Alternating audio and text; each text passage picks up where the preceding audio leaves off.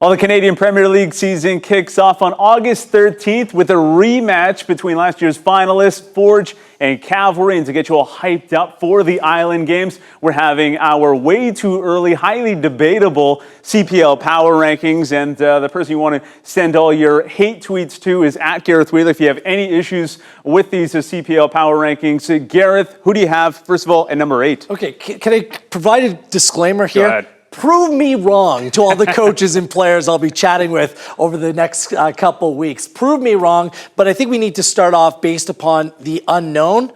The 8th seed of my power rankings has to be Ottawa. ATLÉTICO Ottawa, a brand new team into the Canadian Premier League. Simply put, we don't have a full squad to choose from and delve into. They've clearly been affected by the international limitations upon travel. And based upon the fact that no team knows what they're all about, it's very difficult to put them anywhere but 8th place. But I will say this, Asa, I think the way the schedule rolls out will be all important because I think Ottawa can maybe get off to a good start here at the Island Games based upon other teams don't know how to prepare for Ottawa as well. As the tournament unfolds, maybe they'll be found out. They'll kind of figure out what Mista wants from his group. But out of the gate, they'll be a very dangerous team to play in either your first or second game. Yeah, we'll have one veteran to help lead his side with Ben Fisk. So we'll see how Ottawa fares out in this tournament. Then to number 7. Who do you have at number 7, Gareth? It's basically a new side in Winnipeg with VALOUR FC.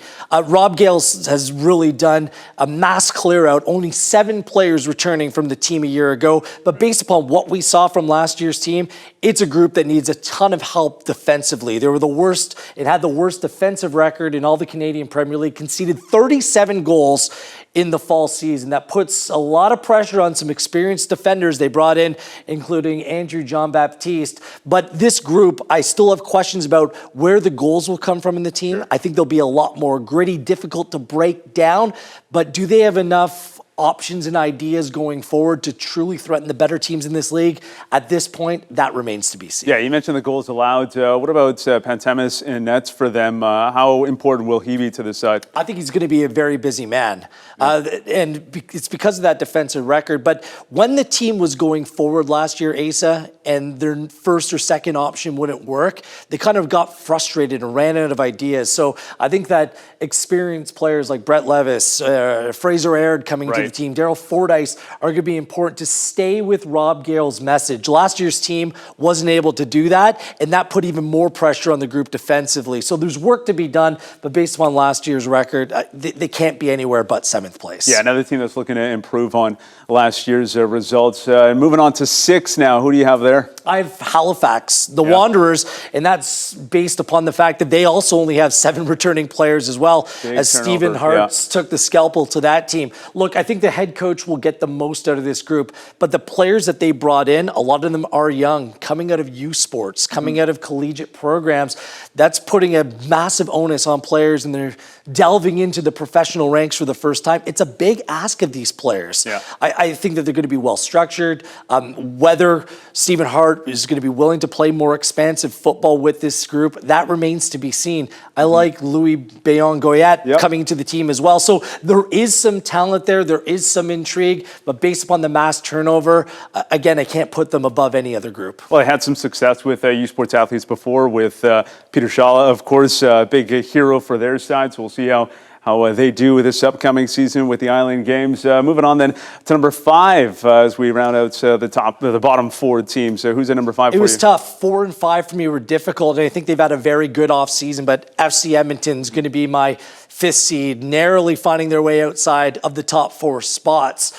I want to see consistency from this group. Obviously, with the likes of Tamguia and Didic at the back, there's a lot of quality, but they lack consistency over the course of the last season and players to play out of the back. So does that mean a formation change for Jeff Paulus? Has he brought in enough players that can play across the back line that can give him some distribution? And what about the creativity in the midfield? Because it wasn't there last year. Hansen, Bukai, and Kevin Ailman should be two players that bring that, but over the course of their careers, they've shown some days to be world beaters and other days to really kind of not bring or live up to their expectations. Some good ages in the midfield, a lot more talent, including Zetterberg coming in as well. So I think they will be a better team, but just how much better, I think that really relies upon what formation they play and what the goals are of FC Edmonton this year. Are they comfortable sitting back and playing on the counterattack, or do they want to take it to other teams? I'm just not quite sure about how they're going to go about playing this season. All right, that's the bottom four. Pretty easy for you. Got that out of the way. Now it gets really interesting. The top four of your CPL Power Rankings, Gareth Wheeler, who do you have at number 4? Well, Pacific FC is going to be the X factor, won't they? They're the one team in this league with a new head coach in Pamadou Ka. Right. How will the team play under his leadership? I mean, I think that's a question that everyone's asking right now,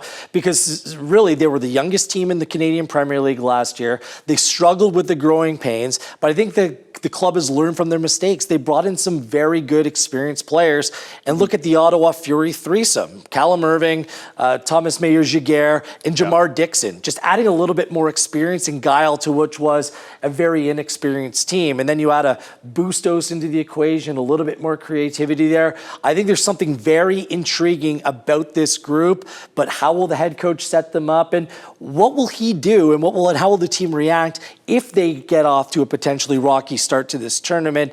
There are questions about them, but there's enough to put them in the top 4. Okay, now we're into the top 3 then.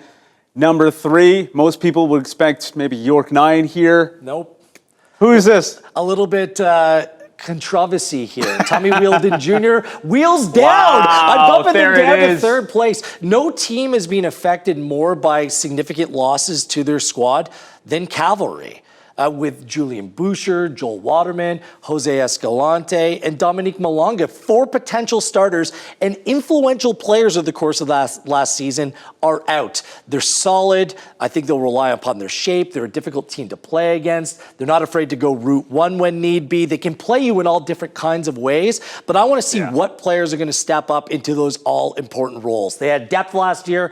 No question the top team in the Canadian Premier League over the course of last year's season. Shorter tournament, missing those difference makers, that could be the reason why they get bumped down to 3rd. I'm not buying it, Gareth. You're not? Only 2 losses all last year, and you think that somehow they're going to drop to 3? How? Well, we saw 2 different looks from Cavalry in 2 different tournament formats. Right. One was in the Canadian Championship, where they did exceptionally well. One was in the home and away play-in for the Canadian Premier League title last year, which, in fairness, Forge was much more deserving than Cavalry over the course of those 2 games. Tommy Wheeldon Jr. and Bobby Smirniotis have more work to do this year because other clubs had the off-season to kind of play catch-up as they came from Sigma, Foothills.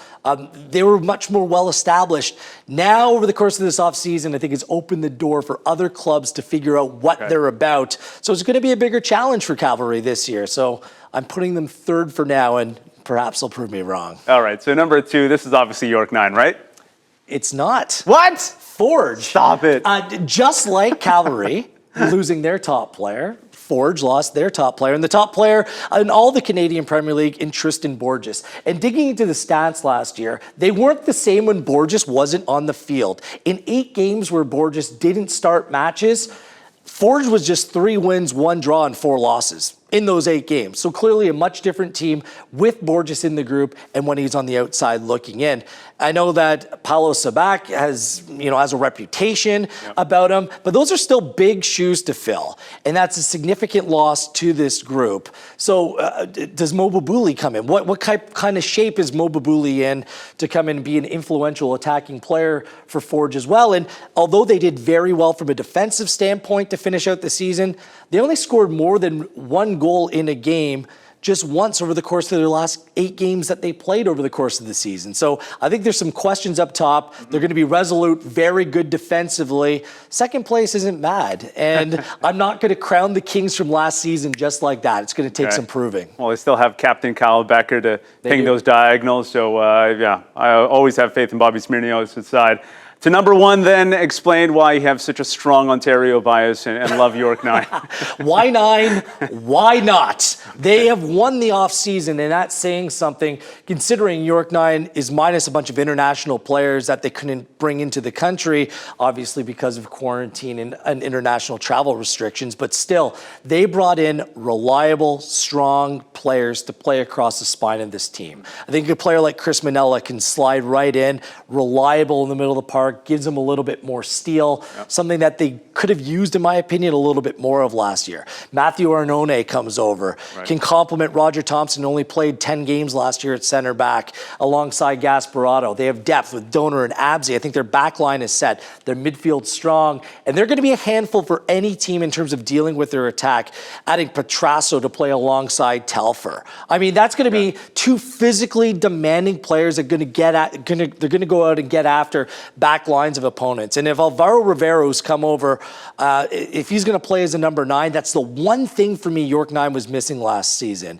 which is pretty ironic that York 9 was lacking that reliable number 9. But if they can find that true goal scorer, if Rivero can be that player, then there's no reason for me that this squad, as constructed, can't line up and compete or beat the other teams across the Canadian Premier League. Well, we will find out how right or wrong you are, Gareth Wheeler, on August 13th when the Island Games kicks off. If you have any issues with this list, of course, hit him up on Twitter at Gareth Wheeler. Positive tweets only for myself at Asa Raymond. Hope you enjoyed this. All the action right here on One Soccer.